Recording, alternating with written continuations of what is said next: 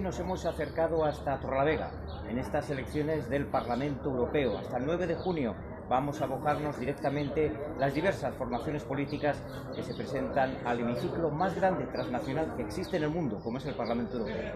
Y en esta estancia de Torrelavega, hasta aquí, hasta la capital del Besaya, se ha acercado el número 6 en la lista de la formación política Vox, Jorge Martín Frías. Buenas tardes. Buenas tardes. Gracias por acompañarnos y por estar con nosotros. No, por Dios, todo un placer. Es usted el número 6 en la lista de Vox al Parlamento Europeo. Correcto. En teoría, según las encuestas, usted sale. Eso, sí, vamos, eso todas las encuestas dicen eso.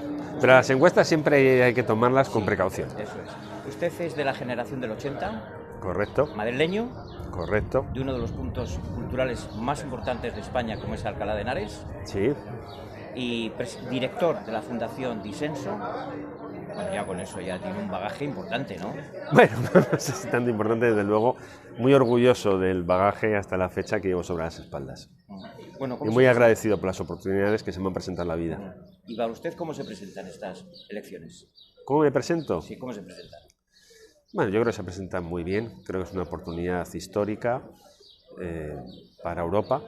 Es la primera vez en décadas que se da la oportunidad de poder condicionar las políticas de la Unión Europea y de poder romper ese bloque, esa coalición del Partido Popular y el PSOE en la Unión Europea, y de populares y socialistas en general en el Parlamento Europeo, y de que por fin podamos volver un poco a los valores originales de la Unión Europea y sobre todo de que la Unión Europea esté más al servicio de los españoles y de los propios ciudadanos europeos y menos al servicio de burócratas que legislan de acuerdo a ideologías totalmente nefastas, que lo único que hacen es arruinar a la gente precisamente que quiere prosperar, como hemos podido ver aquí ahora mismo en Torrelavega, con los pequeños comerciantes que, por ejemplo, ahora están por implantarles una zona de bajas emisiones. ¿Qué le han dicho? ¿Qué le han dicho los comerciantes?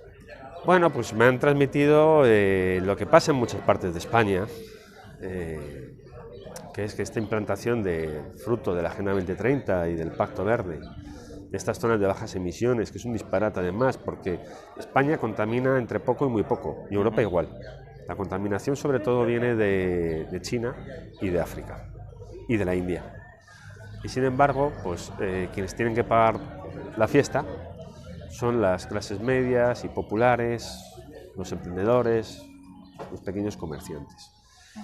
Y todavía más es un auténtico disparate, ¿no? Porque también he escuchado, por ejemplo, que para esta implantación de esta zona de bajas emisiones se va a destinar 3,5 millones de euros de los fondos europeos, ¿no?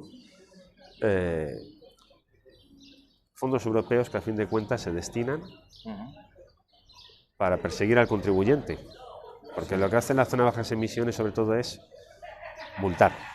Entonces nos encontramos ante la paradoja de que se dedica el dinero de fondos europeos, que es contrario a los intereses y que además al final sirve para esquilmar los bolsillos de los ciudadanos. Hemos estado viendo que ha hablado usted con Miguel Rincón, que es responsable de gran parte de los comercios, en este caso de Torrelavega, ¿no? ¿Qué le ha transmitido? ¿Qué le ha comentado?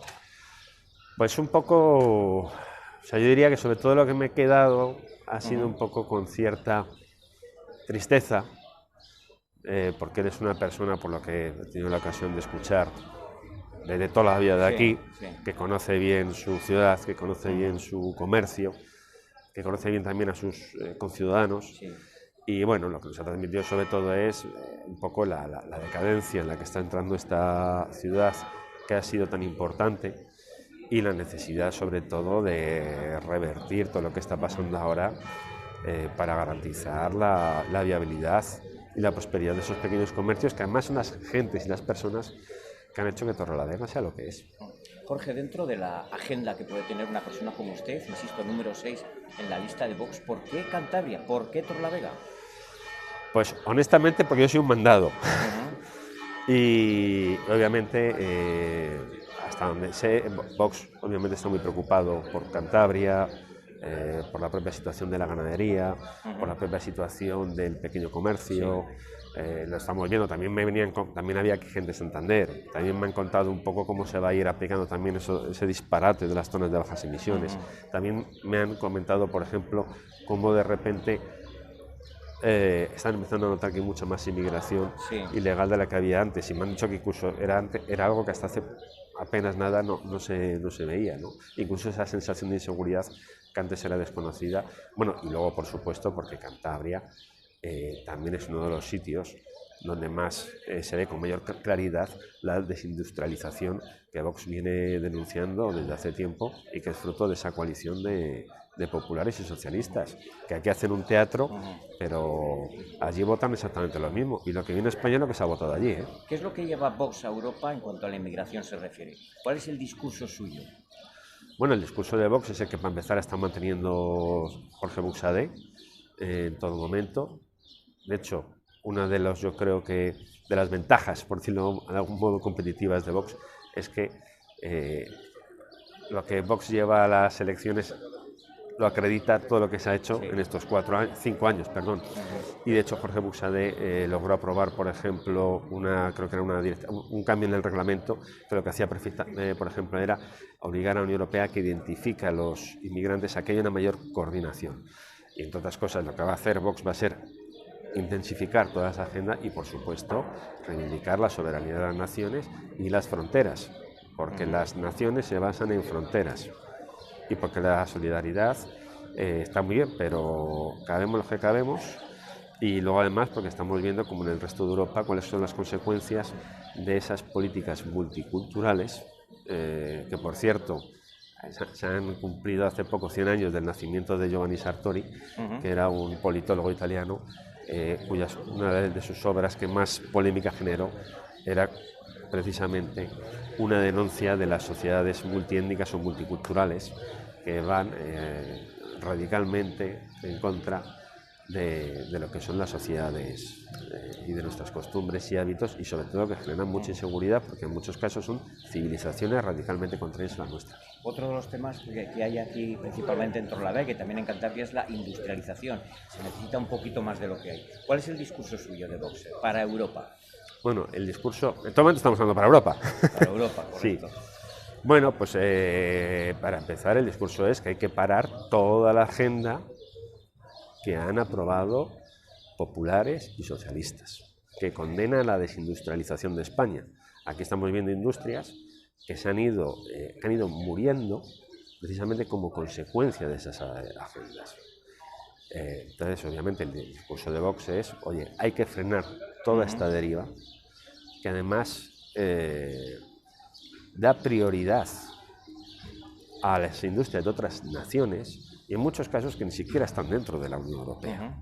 Entonces hay que frenar toda esa deriva, por cierto, climática, que lo único que hace es empobrecer y acabar con la industria. En el barrio en el que estamos ahora mismo era un barrio sobre todo que se forjó a través de la industria, y Torrelavega sobre todo tuvo gran impulso precisamente gracias a la industria. Correcto. Entonces, toda esa deriva hay que revertirla, y es a lo que está Vox. Vamos, es lo que lleva Vox denunciando desde los inicios de los inicios. Muy bien, tan solo 2 cuestiones más ya para concluir.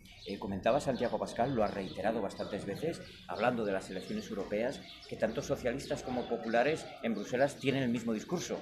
Eso es lo que denuncia. No, perdón, no solo tienen el mismo discurso, es que además votan lo mismo. O sea, no es una cuestión retórica. Son una coalición, votan más, casi el 90%.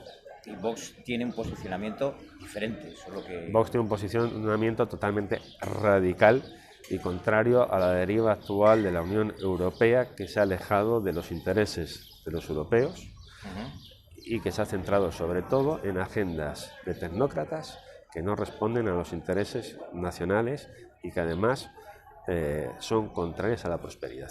Muy bien. Y ya para concluir, para todos los televidentes de Cantabria, usted, como comentábamos al principio, es el director de la Fundación Disenso, que preside Santiago Abascal, y usted es autor de un libro, La Hora de España. ¿Qué es La Hora de España? Cuéntenos. Bueno, La Hora de España era un libro que yo creo que nació en el 19, del cual no llegó a haber presentación porque cuando salió en la plena pandemia. Y sobre todo, bueno, es un libro que yo coordino junto con José María Marco, el historiador, ensayista y uno de los mayores conocedores de Manuel Azaña, y era sobre todo una obra que trataba de poner un poco de orden en las ideas, ¿no? Y por eso, de hecho, por ejemplo, había capítulos en Europa en el cual había visiones bastante, incluso yo me diría, antagónicas, todas dentro de un mismo espacio ideológico, sobre todo de la izquierda, pero bueno, se trataba sobre todo de aportar una reflexión al estado de las ideas. Pues Jorge Martín, se nota su toque filosófico, Bueno, licenciado en una facultad como la Complutense de Madrid. Gracias por estar con nosotros. muchas gracias a ti. Muy bien. Las palabras de Jorge Martín Frías, que como decimos es el número 6 de la formación Vox al Parlamento Europeo, desde aquí, desde el barrio de la Inmobiliaria, en Torrelavega. Buenas tardes.